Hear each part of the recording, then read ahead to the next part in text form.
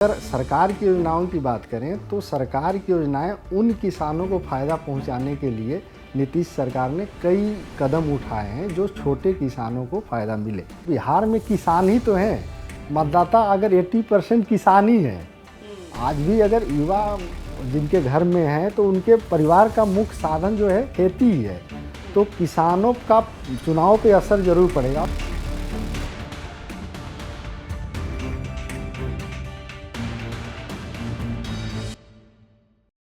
नमस्कार, आप देख रहे हैं विकसित बिहार, जहां हम बात कर रहे हैं बदलते बिहार की। और आज के इस दूसरे एपिसोड में हम बात करेंगे किसानों पर, विकसित बिहार के आज के मॉडर्न किसानों पर। पहले एपिसोड में हमने बात करी थी अजय जी से, जो कि मूल रूप से बिहार से ही ताल्लुक रखते हैं, नारी पर। कैसे आज की बिहार की नारी विकसित हो रही है, समृद्ध हो रही है और सफलता की सीढ़ियों को चूम रही है। आज हम बात करेंगे किसानों पर। नमस्कार अजय जी। माना जाता है कि जो किसान होते हैं, जो खेती से जुड़े हुए, खेती के जो राजा होते हैं, वो एक किसी भी राष्ट्र की, राज्य की, गांव की, शहर की रीढ़ होते हैं। आपका क्या मानना है इस पे? किसान हमारे देश की आत्मा है। खेती जो है कि आत्मा है और किसान जो है उसके रखवाले हैं जी। तो और खासकर बिहार में 80% लोग आज भी आजीविका उनके पास किसानी है। बिल्कुल। अब बिहार में किसान 3 तरह के हैं, एक छोटे किसान हैं, एक सीमांत किसान होते हैं और एक बड़े किसान जो किसान होते हैं। तो छोटे किसानों की संख्या बहुत ज़्यादा है, जो 1 बीघा 1.5 बीघा ज़मीन जो है, 1 एकड़ से भी कम जिनके पास भूमि है, वो उस तरह के किसान हम बिहार में बहुत ज़्यादा हैं। अगर सरकार की योजनाओं की बात करें तो सरकार की योजनाएं उन किसानों को फ़ायदा पहुंचाने के लिए नीतीश सरकार ने कई कदम उठाए हैं जो छोटे किसानों को फ़ायदा मिले। अब बड़े किसान जो होते हैं वो अपने खेतों को बटाईदार देकर छोटे किसान ही करते हैं, तो उनको फ़ायदा मिले, छोटे किसानों को फ़ायदा मिले। जैसे कि कभी कभी क्या होता है कि किसान आज भी खेती जो है मानसून पे निर्भर होती है। अब धान का फसल है, धान में पानी का सबसे ज़्यादा पानी की मांग होती है धान के लिए, लेकिन बारिश नहीं होती है। तो उस दौरान सरकार क्या मदद कर सकती है, उस छोटे किसान को हम क्या मदद कर सकते हैं? तो नीतीश सरकार कई बार इस तरह की योजनाएं लाई कि उनको डीजल अनुदान योजना शुरू कर देती है कि हम किसानों को कम पैसे देंगे डीजल खरीदने के लिए, ताकि वो मोटर पंप चलाकर खेतों की सिंचाई कर लें। तो इससे क्या होगा कि छोटे किसान जो हैं उनको डायरेक्ट फ़ायदा मिलता है। बिल्कुल। और 2005 के बाद बिजली के मामले में बिहार बहुत ही तेज़ी से आगे बढ़ा है। अब हर गांव में बिजली का कनेक्शन है। किसान जो है खेतों की सिंचाई जो है बिजली के माध्यम से मोटर पंप के थ्रू सिंचाई कर लेता है, तो इससे भी किसानों को फ़ायदा मिला। तो आपको बिहार के जो किसानों की जो रूपरेखा है, आप देखेंगे दिन पर दिन अब थोड़ी सी मतलब बदल रही है। हाँ, क्योंकि हम ये पिछले दशकों की बात करें तो किसानों ने भी बेहतरीन तरह से तरक्की करी है। तो अजय जी, जब हम बात कर रहे थे और आज भी जब हम बैठकर रिसर्च कर रहे थे बिहार पर और बिहार के किसानों पर, तो जो कृषि रोड मैप है उसका जब परिचय आया, कहीं ना कहीं उससे भी एक बदलाव की लहर आई, खासकर किसानों की जिंदगी में। अब 2005 के बाद नीतीश कुमार सरकार ने कृषि रोड मैप बनाया। बिल्कुल। कि हमें एक रोड मैप बनानी पड़ेगी कि हमें करना क्या है, क्योंकि काम बहुत ज़्यादा थे, आप एक साथ सारे काम नहीं कर सकते हैं। तो सबसे पहले उन कामों को करें जिससे डायरेक्ट किसान को फ़ायदा पहुँचे। जैसे नहर की खुदाई करना हो, नहर और तालाब जितने थे उनकी खुदाई करने से ये होता है कि बारिश के समय में उसमें जो है तालाब में पानी जो है संचय हो जाता है, सुरक्षित हो जाता है, जिससे किसान जो है अपनी खेती पटवन कर सकता है, वो अपने खेतों फसलों की सिंचाई कर सकता है। ये नीतीश सरकार ने शुरू किया था 2008 में और 2008 से 12 तक ये कृषि रोड मैप के तहत इन्होंने ये काम किया। इसके बाद उन्होंने हर खेत तक सिंचाई योजना की शुरुआत की थी। तो पहला रोड मैप उन्होंने 2008 में शुरू किया, जिसमें ये था कि किस तरह से हम किसान को पहली प्राथमिकता के तौर पर उनको क्या मदद कर सकते हैं। वो योजना 2008 से 12 तक चली। फिर उसके बाद जो है 2023 से 2028 तक अभी जो है फ़िलहाल जो है राष्ट्रपति द्रौपदी मुर्मू ने इस योजना कृषि मैप की शुरुआत की है। इसमें ये था कि किस तरीके से किसानों की लागत, उत्पादन और उसके जो है फ़ायदा, तीनों का एक समन्वय बने। अब किसान अगर लागत ज़्यादा कर रहा है और फ़ायदा कम मिल रहा है तो किसान घाटे में जाएगा।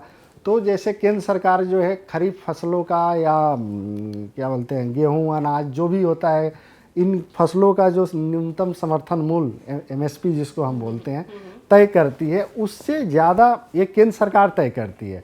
अब मान लो कि धान अगर 2100 रुपये प्रति क्विंटल सरकार ने तय कर दिया, तो नीतीश सरकार ने 100 रुपया अपनी तरफ से बोला कि हम 100 रुपया अपनी तरफ से किसानों को दिया कि हम 2100 की जगह बिहार में धान की खरीद 2200 रुपये प्रति क्विंटल करेंगे। इसी कृषि रोड मैप का ये मापदंड है। और इसमें यह है कि किसान को लागत से ज़्यादा फायदा मिले, उसको मुनाफा मिले। ऐसा नहीं हो कि जो जितनी खेती में लागत कर रहा है उसको कुछ फ़ायदा ही नहीं मिलेगा तो खेती क्यों करेगा। बिल्कुल। अब जैसे हमने लागत और फायदा की बात करी अजय जी, तो कहीं ना कहीं इसमें सिंचाई और जल प्रबंधन का क्या, क्योंकि कहीं ना कहीं जो बिजली का खर्चा होता है या फिर सिंचाई के लिए क्योंकि बिजली चाहिए होती है, जो जल प्रबंधन होता है वो काफ़ी किसानों के लिए सभी किसानों के लिए एक पेन पॉइंट की तरह सामने आता है। तो इसके लिए क्या सरकार कुछ कर रही है? अब देखिए, जैसे उन्होंने शुरू किया हर खेत तक सिंचाई योजना, इसके में आप देखेंगे कि बिहार के हर ग्रामीण इलाकों में नहर आज भी है, नहर जिंदा है, नहर और तालाब आज भी जिंदा है। उसका कारण क्या है कि सरकार ने उसके बारी बारी से उसकी खुदाई की। अब नहर और तालाब की सबसे बड़ी ये होती है कि अगर आप उसको खुदाई करते रहेंगे, उसकी मिट्टी जो जम जाती है उसको मिट्टी निकालते रहेंगे तो पानी संचय होते रहेगा। और नहर आज भी बिहार में ज़िंदा है, नहरों से किसान खेती करते हैं, उसका फ़ायदा मिला। दूसरी बात, किसानों को बिजली, जो मैंने बात कर रहा, बिजली की सुविधा किसानों ने गांव-गांव में उठाई और मोटर पंप के जरिए जो है अपनी खेती पटवन कर लेते हैं। आज भी सबसे ज़्यादा दिक्कत क्या है, किसानों को मौसम पर निर्भर रहना पड़ता है। जहाँ भी किसान को खुद, पंजाब आज विकसित क्यों है?